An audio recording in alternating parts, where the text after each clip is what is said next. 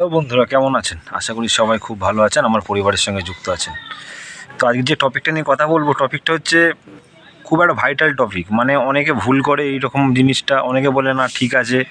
সেটা হচ্ছে আপনি ওয়ালের উপর যখন সেন্টারিংয়ের উপর মানে পলিথিন চড়াবেন, পলিথিন লাগাবেন, ওয়ালের ফুল ওয়ালে কি পলিথিন দেবেন না হাফ ওয়ালে পলিথিন দেবেন, কীরকমভাবে পলিথিনটি ইউজ করবেন, না পুরো দেয়াল পলিথিন দিয়ে ঢাকা দিয়ে দেবেন, সেইটা নিয়ে আলোচনা করব। দেখাবো আপনাদের, অবশ্যই সঙ্গে থাকবেন। দেখুন ওখানে পলিথিন চালানো আছে সেন্টারিংটার উপর। আমি আপনাদের দেখানোর জন্য এখানে ফুল ওয়াল সমেত আর কি পলিথিন চালিয়ে রেখেছি। মানে আপনাদের বলার জন্য যে ফুল ওয়াল কেন অনেকে বলে পলিথিন চালাতে, ঠিক আছে? তো আপনাদের বলছি, ব্যাপারটা ভালো করে বুঝবেন। আগে দেখে নিন, ফুল ওয়াল মানে ওয়াল সমেত ঢাকা দেওয়া আছে।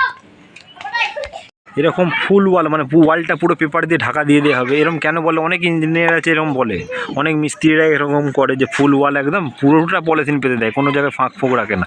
তার কারণ হচ্ছে, বলার কারণ হচ্ছে আপনার যেন সিমেন্টের যে জলটা কিউরিং হওয়ার আগে, মানে সিমেন্ট যে ঢালাইয়ের সময় যে জলটা বেরোয়, সেই জলটা যেন ওয়েস্টেজ হয়ে না বেরিয়ে না যায়, ফাঁক ফোঁক দিয়ে বেরিয়ে না যায়। ওই জন্য অনেক ইঞ্জিনিয়ার বলে যে পুরোটা পলিথিন দিয়ে ঢেকে দাও, ওয়াল টোয়াল কিছু ছেড়ে রাখতে হবে না। কিন্তু অ্যাকচুয়ালি কি ঠিক? অ্যাকচুয়ালি হচ্ছে একদিকে ধরলে ঠিক আছে, কিন্তু একদিকে ধরলে আর ভুল আছে। কিছুটা হলেও তো ওয়ালের সঙ্গে আপনার বন্ডিং হবেই, ওয়ালের সঙ্গে মানে ঢালাইতে কিছুটা হলেও বন্ডিং হবে।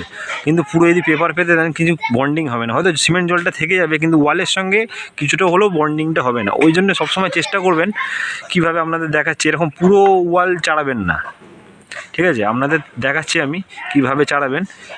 এই প্রসেসে পলিথিন চাড়াবেন, তাহলে আপনার বন্ডিংও হবে, প্লাস সিমেন্ট জলটাও আপনার ওয়েস্টেজ হবে না। দেখাচ্ছি, দেখুন। এই দেখুন, অ্যাকচুয়ালি রাইট প্রসেসটা হচ্ছে এইরকম। এই যে মানে এটা 10 ইঞ্চি ওয়াল আছে, ঠিক আছে? আপনি কি করবেন, কিছুটা 5 ইঞ্চি ফাঁকা রাখবেন। যদি 10 ইঞ্চি ওয়াল থাকে তাহলে মানে 2.5 ইঞ্চি কিংবা 5 ইঞ্চি করে এরকম 5 ইঞ্চি যেন ফাঁকা থাকে। আর পলিথিনটা এনে ওয়ালের হাফ চাপিয়ে দেবেন, এদিকে পলিথিন এনে এদিকে হাফ চাপিয়ে দেবেন। সবসময় চেষ্টা করবেন দুদিক থেকে পলিথিনটা এনে মানে ছোট করে এরকম যেন ফাঁক থাকে, দেখেছেন?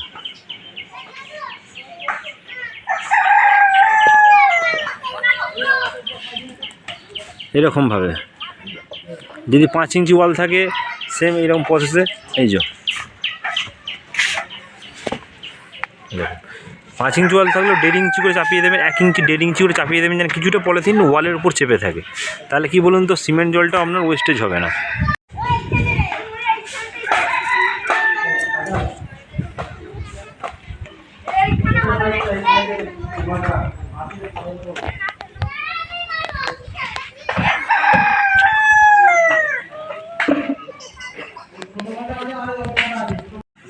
তো যেরমভাবে দেখালাম, দেখেছেন, এইরমভাবে পলিথিন চাড়াবেন। মানে যেই 10 ইঞ্চি ওয়াল হয়, সেই ওয়ালের অল্প অল্প করে চাপিয়ে দেবেন পলিথিনটা। তার ফলে কী হবে, সিমেন্ট জলটা ওয়েস্টেজ হবে না, আর বন্ডিংটাও তৈরি হবে। আরে বাবা, কিছুটা হলেও তো বন্ডিং দরকার সিমেন্টের, মানে ওয়ালের ছাদের সঙ্গে ওয়ালের, ঢালাই ছাদের সঙ্গে ওয়ালের কিছুটা হলেও তো বন্ডিং দরকার না?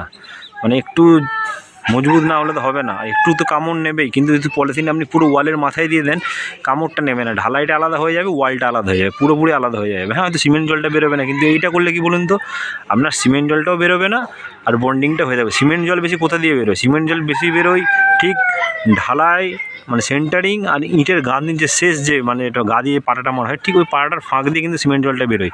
ওই জন্য যদি আপনি পলিথিনটাকে ঠিক ওয়ালের মাথায় চাপিয়ে দেন, তাহলে কিন্তু সিমেন্ট জলটা বেরোবে না। ওই জন্যই বলছি এইরকমভাবে করবেন, তাতে আপনার কিউরিংটাও ভালো হবে, মানে ওয়ালের সঙ্গে বন্ডিংটাও ভালো হয়ে যাবে, কামড়টা ভালো ধরে নেবে, এটা বাংলায় বলা হয় কামড় ধরা। কামড়টাও ভালো করে ধরে নেবে, তার ফলে কী হবে, ফাটার পর যে হেড ক্র্যাক হয়, সেই হেড ক্র্যাকের ভয়টাও হবে না। সবসময় চেষ্টা করবেন এরকমভাবে পলিথিন মারার। অতএব সবাই এরকম প্রসেসে কাজ করবেন, তো সবারই উপকার হবে, মালিকেরও উপকার হবে, হেড মিস্ত্রির উপকার হবে। তো আমি কোনো তো ইঞ্জিনিয়ার নয়, আমি যেটুকু পারি সহজ ভাষায় বোঝানোর চেষ্টা করি। তো সবাই ভালো থাকবেন, অবশ্যই আমাকে SMS করে বলবেন যে কোথা থেকে ভিডিওটা দেখছেন। সবাই ভালো থাকবেন।